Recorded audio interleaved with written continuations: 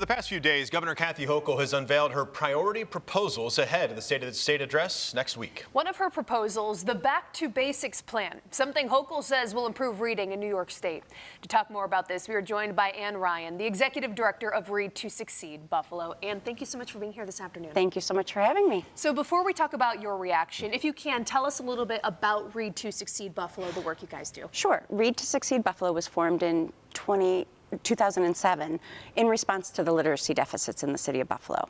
Since then, we've created programs and a continuum of programs that work with child care providers, Head Start teachers, Buffalo school teachers, as well as volunteers to work with children and really learn the science of reading, really learn those components that kids must have in a sequential order to be able to become good readers by the end of third grade and read for content, read to learn at the end of fourth grade. This proposal that Governor Kathy Hochul has put out this week, how would that be applied if it eventually is adopted, of course, by the legislature? How would it apply to what you guys are already doing here in Buffalo and or add to what you're doing? Hopefully add to. Yeah. Truthfully, we feel like we're finally being heard, right?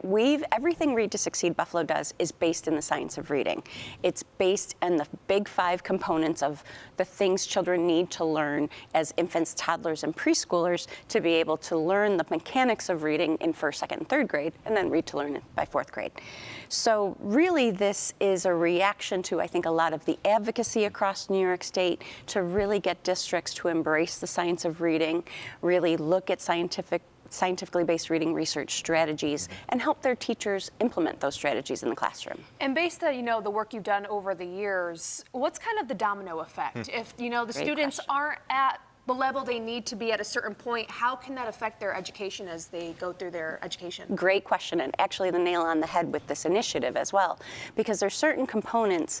If a child can't identify letters, can't identify that sounds correspond with letters, that letters combine and those letter sounds combine for words, and they're spending so much time maybe as a second or third grader decoding, still figuring out those skills, phonics, phonemic awareness, letter identification, they'll never, not that they'll never, but it's much more challenging then to be able to comprehend what you're reading because you're spending so much brain power figuring out what the word is instead of what the sentence means. And so that kind of compounds the problem as students go on and on in their grades if they're able to advance. So this was a program implemented locally in 2007.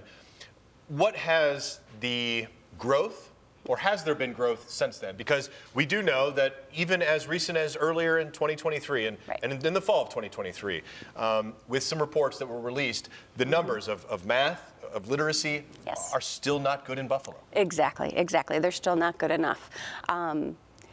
What we've seen at Read to Succeed Buffalo, particularly with our tutoring program, so we started a tutoring program in 2016 where we train older adult volunteers. It's sponsored by the AARP Foundation. Folks over the age of 50, we have 87 of them across 10 Buffalo schools, and we train them in first, second, third grade on how to focus on fluency, comprehension, help children focus on those skills. And in pre-K and kindergarten, those pre-literacy skills, alphabet knowledge, phonemic awareness, and then sight words and CVC words. Are those the coaches? Are those the coaches that are in those schools? No, our coaches support those volunteers. Those people. Okay, so if you look at our secret sauce, again, it's about implementation. Our coaches are dual certified literacy experts. They support the practitioners in the classroom, modeling behavior, modeling interactions, doing professional development, and they do the same thing with our volunteers. They're in the schools working with the volunteers every day to make sure that they're implementing our evidence-based practice with fidelity. And if you look at the governor's Back to Basics proposal, she really talks about evidence-based practice. But where the rubber hits the road is that teachers can learn that practice, but you need that coach to bridge the research with the classroom practice and actually change that behavior in the classroom. Wow, wonderful. We are out of time, but really quickly, if someone's watching and they maybe want to volunteer, get involved, how can they do so? readtosucceedbuffalo.org or call our office 716-843-8895. What a great volunteer program that is. Thank you. I love Thank you. Excellent. Thank you, Ann. All right, let's send things over to Chief Meteorologist Todd Santos, who is keeping an eye on